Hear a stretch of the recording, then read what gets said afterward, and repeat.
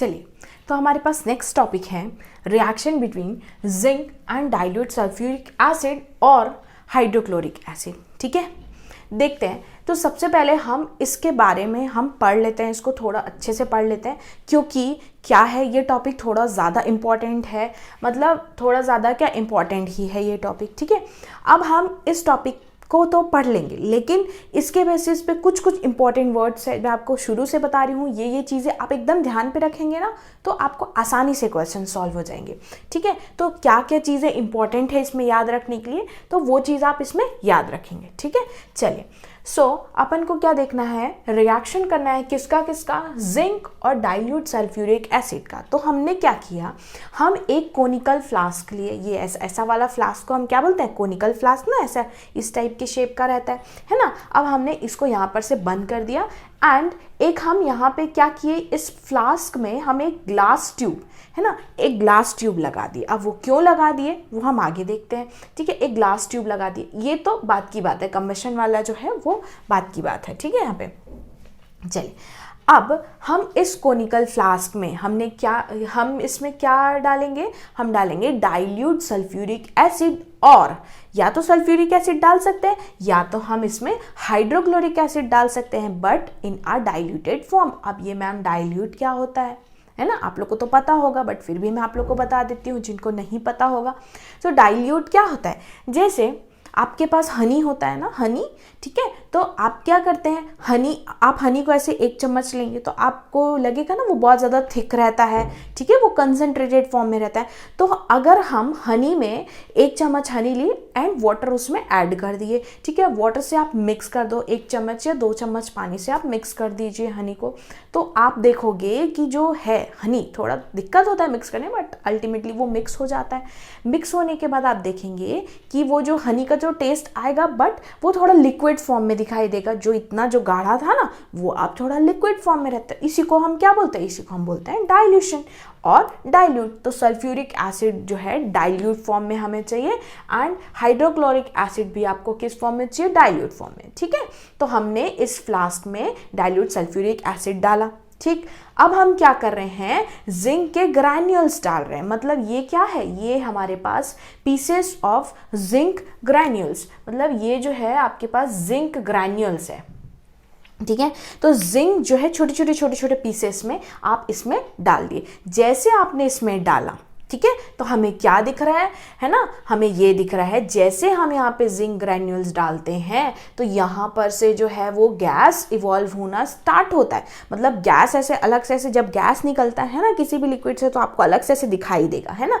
तो यहाँ पर से एक गैस निकलना, हर जिंक ग्रैन्यूल्स के ऊपर से ऐसे इस तरीके से आपको गैस निकलता हुआ दिखाई देगा। ठीक है, तो अब ये गैस जो है वो कौन सा गैस है, तो यही जानने के लिए हम यहाँ पे एक ग्लास का ट्यूब लगा दिए। ठीक है, तो ये जो ग्लास का ट्यूब है, अब यहां पर से ये जो है, अब इसको तो स्पेस मिल गया ना बाहर जाने के लिए, तो ये गैस जो है यहां से निकल के ग्लास ट्यूब से होके ऊपर आएगा। अब हमें ये पता करना है कि वो गैस कौन सा है।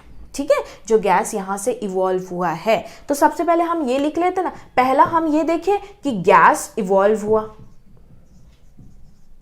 ठीक है ना, गैस इवॉल्व हुआ। अब ये गैस जो है वो कौन सा गैस है, तो हम इसको कैसे चेक करेंगे, हमने एक कैंडल लेके आया है ना, इसमें मतलब या फिर लाइटर वगैरह जो भी है ना, यहाँ पे हम लेके आए एंड यहाँ पर फ्लेम को जब हमने लाया, जैसे ये ग्लास ट्यूब है, ग्लास ट्यूब के पास हमने यहाँ पे फ्लेम को लेके आए, तो आप ये देखोगे यहाँ पे एक पॉपिंग साउंड से जो है फ्लेम स्टार्ट हो जाता है, मतलब ये जो है जलना स्टार्ट हो जाता है।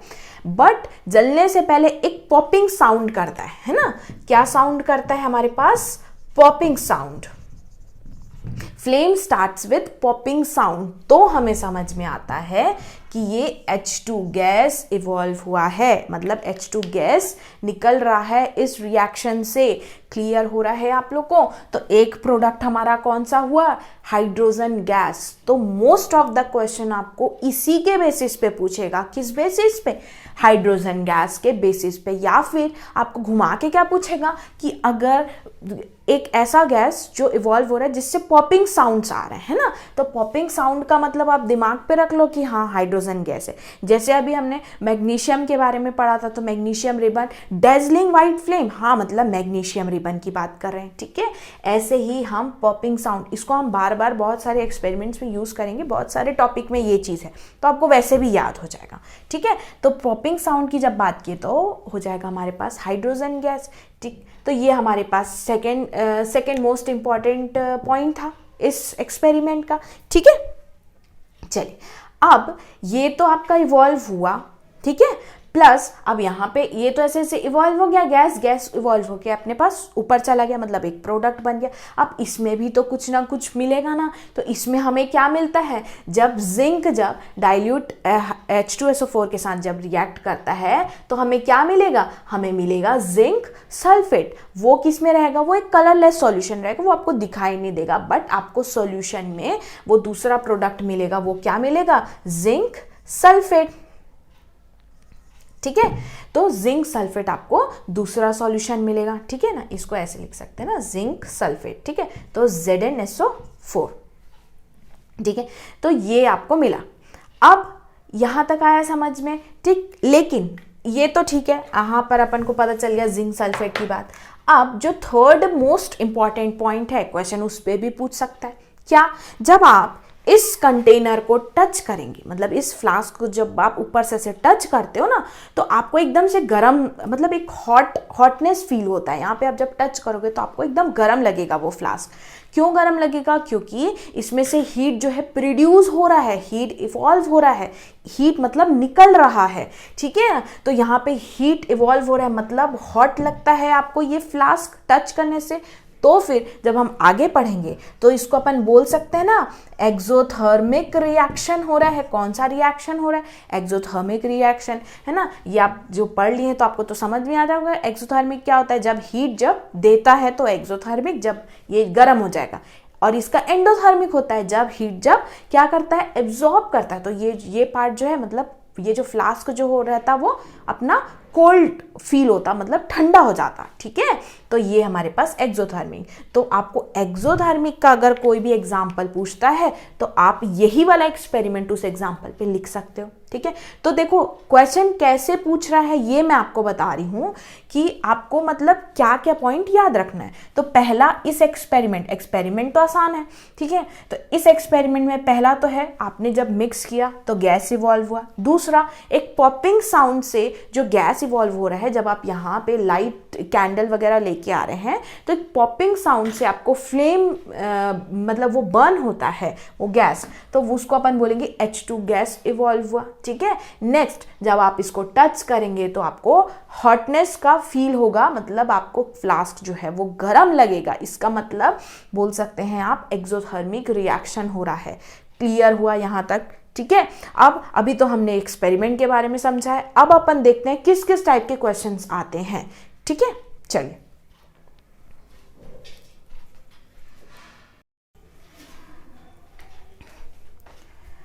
चलिए, तो देखते हैं हम क्वेश्चंस, है ना। तो देखो कितने सारे टाइप के क्वेश्चंस आपको पूछे गए हैं। तो फर्स्ट क्वेश्चन हम देखते हैं, in a test tube hydrochloric acid is poured over a few granules, zinc granules, ठीक है। अपन को क्या बोला है, एक टेस्ट ट्यूब लिया गया है, उसमें हम हाइड्रोक्लोरिक एसिड हम डाल रहे हैं, उसमें फिर हम क्या डाल रहे हैं, फ्यू जिंक ग्रैन्यूल्स, है ना। जो पीसेस ऑफ जिंक हमने अभी एक्सपेरिमेंट में देखा वो हम डाल दिए, ठीक है। अब list 2 observation that suggest that a change that a chemical reaction has occurred, मतलब अपन को ऐसे चेंज बताने हैं, 2 चेंजेस बताने हैं कि हमें ये पता चले कि हाँ उसमें केमिकल रिएक्शन हो रहे हैं। तो हमारे पास 2 चेंज अभी हम देखे थे ना। पहला चेंज हमने क्या देखा था, हाइड्रोजन गैस इवॉल्व हो रहा है, ये पहला चेंज देखे थे। और दूसरा चेंज हम क्या देखे थे कि वो जो फ्लास्क था वो हमारा हॉट, मतलब गर्म हो चुका था, ठीक है। तो ये 2 चेंज हम लिख सकते हैं कि नहीं लिख सकते, हाँ लिख सकते हैं, है ना। और रही बात केमिकल इक्वेशन की, मतलब जो इक्वेशंस लिखना है वो हम क्या लिखेंगे। अब देखो अभी हमने उसमें क्या देखा था, सल्फ्यूरिक एसिड पढ़े थे, ठीक है। अब सल्फ्यूरिक एसिड के जगह अगर जिंक ग्रैन्यूल को हाइड्रोक्लोरिक एसिड में डाल दिया जाए तो भी वही सेम प्रोसेस होगा, मतलब वैसे ही H2 गैस इवॉल्व होगा, है ना, वैसे ही वो गर्म होगा, ठीक है। बट प्रोडक्ट जो है वो आपका अलग बनेगा। कैसे बनेगा? यहाँ पे ये क्या है, जिंक ग्रैन्यूल किसके साथ, डाइल्यूट हाइड्रोक्लोरिक एसिड के साथ। तो क्या बनेगा हमारे पास, ZnCl2 जिंक क्लोराइड, है ना, एंड ये क्या बना है हमारे पास, H2 गैस जो हमारे पास इवॉल्व हो रहे हैं। क्लियर हो रहा है ये? तो ये अपना फर्स्ट इक्वेशन और फर्स्ट क्वेश्चन आपको इस टाइप से पूछा गया, ठीक। अब नेक्स्ट कैसे पूछा गया है, देखो, right chemical equation for the following changes. देखो मैं इसको बहुत शॉर्ट फॉर्म में लिख दी हूँ, ये क्वेश्चन मैं आप लोग को पूरा जो है दे दूंगी, ठीक है। अब देखिए ये जो केमिकल रिएक्शन, अब आपको इससे पहले वाले लेक्चर में आपने देखा होगा कि जब हम क्या पढ़े थे, मैग्नीशियम वाला, नहीं सॉरी, प्रेसिपिटेशन वाला जब हम पढ़े थे, ठीक है, तो लेड नाइट्रेट वाला जब हम पढ़े थे तो चेंज इन कलर का एग्जांपल हम दे दिए थे ना, लेड नाइट्रेट वाला। वैसे ही उसी में ही ये क्वेश्चन पूछा गया था, जो चेंज इन टेम्परेचर। तो आपको कोई ऐसा रिएक्शन लिखना है जिस रिएक्शन को करने से टेम्परेचर के चेंज होते हैं। तो टेम्परेचर कैसे भाई, आपने जब फ्लास्क लिया था तो टेम्परेचर आपको नॉर्मल लग रहा था, लेकिन जब आपने रिएक्शन किया उसका, जब आपने रिएक्शन को देखा, तो जब आप उस फ्लास्क को टच किए तो आपको कैसा लगा, आपको गर्म लगा कि नहीं। तो अल्टीमेटली चेंज इन टेम्परेचर मतलब टेम्परेचर में चेंजेस हुआ कि नहीं। तो हम कोई भी एक एग्जाम्पल लिख देंगे, या तो हम इसको हाइड्रोक्लोरिक एसिड के साथ करा देंगे रिएक्शन, अदरवाइज हम जो सल्फ्यूरिक एसिड के साथ रिएक्शन कराते हैं तो वो इक्वेशन लिख देंगे और उसके बारे में थोड़ा सा एक्सप्लेन कर देंगे। क्लियर हुआ ये? तो ये इस टाइप का क्वेश्चन पूछा है। और देखिए और किस टाइप का क्वेश्चन पूछा है, और ये आपके पास पूछा है what happens when zinc granules treated with dilute solution of. अब आपको बहुत सारे सॉल्यूशन दे दिया है, ठीक है, उसमें आपको जिंक ग्रैन्यूल्स को डाल के दे दिया गया है। तो अब आपको इसको क्या करना है, केमिकल रिएक्शन लिखना है, ठीक है।